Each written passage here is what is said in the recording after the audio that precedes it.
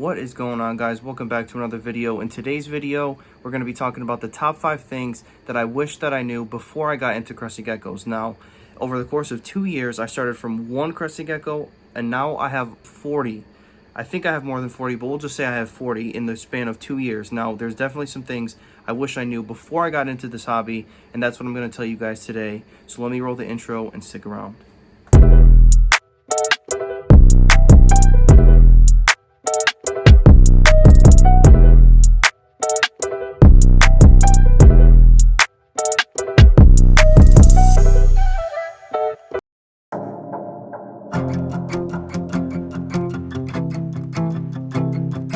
Alright guys, so the first thing that my lovely little turds do is exactly that.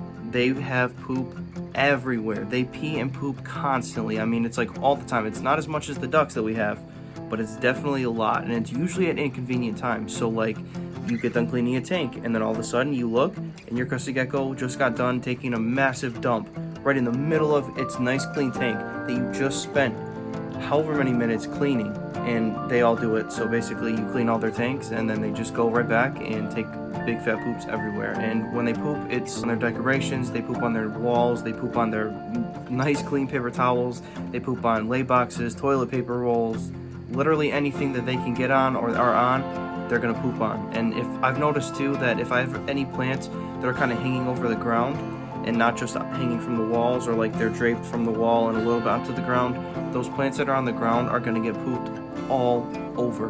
So just know, something that I wish that I would have known is that they poop constantly. Now if you only have a couple, it's not that big of a deal. Just know that they poop a lot, but if you have a lot, or if you're breeding them, just know it is a ton of work to keep it clean.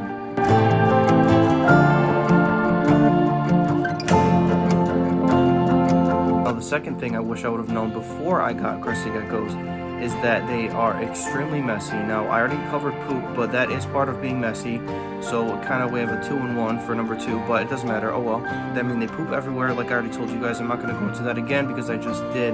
But another thing they like to do, being messy, is they will step in their food and then walk all over their tank. So then you'll come up to a tank and you're like, what happened in here?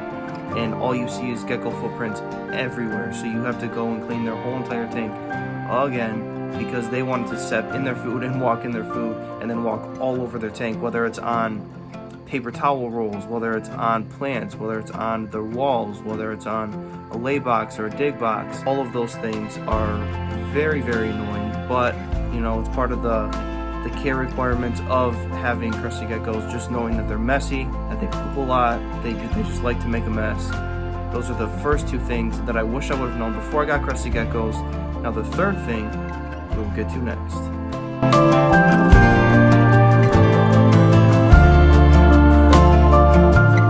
Alright, so the third thing that I wish I knew before I got crested geckos is that a lot of babies are prone to have stuck shed, and that is with, no, let me just preface that and say, I make sure that their tanks are humid enough for sure. I mean, their humidity is probably a little bit more than it needs to be, just because I've noticed that a lot of my babies have issues with stuck shed.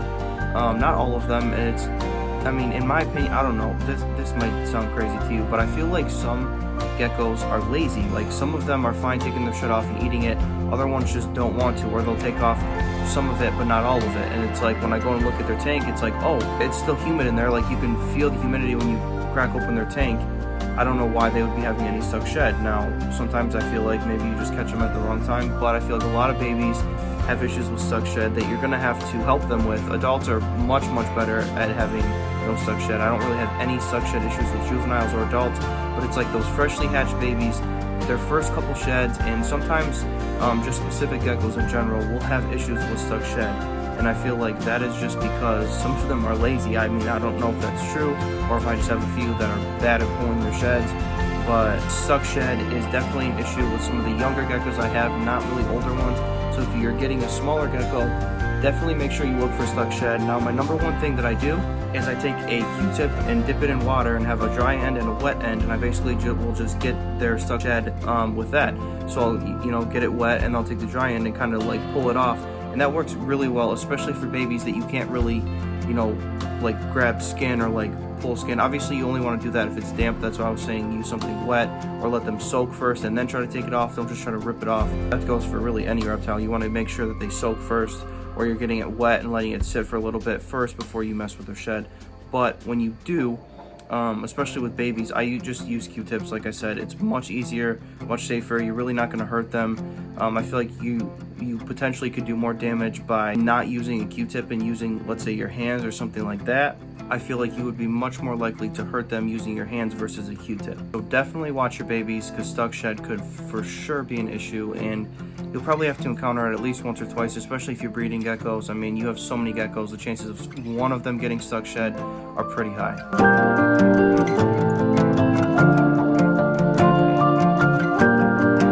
Now, another thing that I feel like people don't really talk about, or people are really worried about, but not a lot of people really express this, is that crested geckos lose their tail for literally no reason at all. Now, I'm going to sound like a hypocrite when I say this, but I've never had one of my crested geckos lose their tail yet. Now, I've only really been keeping them for 2 to 3 years as pets, breeding them for about 2 years, and I've learned a ton. I've done a ton of research.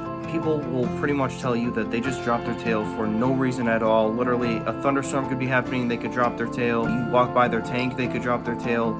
They look at a plant in their tank and they drop their tail. Like, there's literally an infinite amount of reasons that they would drop their tail. Now, with that being said, when I'm handling them, if they're running around like you can't even control them or stop them from running around their tank, I just put the lid on and come back.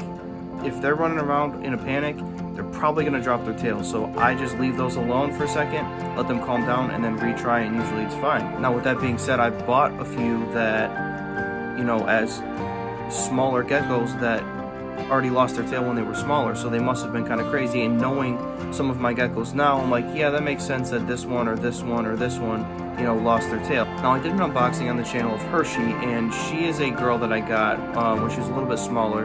She has no tail. She is crazy. I have the hardest time holding her, even though I try to work with her. She literally just runs, and she's kind of like more like a frog than a crested gecko. She kind of just jumps, and she doesn't really care where she's going. She's just going to keep jumping. She had no tail when I got her. Obviously, they don't regrow their tail, so that's another thing. If you're worried about them losing their tail, they're not going to regrow it, so just be careful when you're handling, because it is very easy for them to lose their tail. But, like I was saying for Hershey, she pretty much just runs around like crazy. She doesn't have her tail, so I don't have to worry too much. I mean, I don't want to stress her out, but I am trying to work with her more so that she's more comfortable and not as spazzy, I would say. So like I was saying, number 4 is tail loss is very common. Don't be freaked out by it. It happens to everybody. My number 1 recommendation for if you do have a crested gecko that drops its tail is if you're in a bioactive tank, I would either put them in a different tote tank. If you want something cheap, I made a video on how to make it cheap, either quarantine tank, or if they lose their tail, or like a breeder tank. Any of those things will work well. I have a video on that linked in the description below. I think it's the $25 or less crested gecko tank video, so if that interests you, definitely go down there and watch that after this video. But if you do have a bioactive tank, I would highly recommend putting them in something that has a paper towel substrate. Now, obviously, you probably don't want to take down your entire bioactive tank and redo it, but if you need to, that would be a perfect time to. But if not, and you just want to do the cheaper, smaller tank, definitely do that, because you want them to have a paper towel substrate. You don't want that wound from their tail to get infected or have anything go wrong with it. You want something that's nice and clean and sterile. Paper towels work great for breeding or for things like that if they have an injury or a cut or anything like that. So I'd highly recommend you use a quarantine tank for when they drop their tail.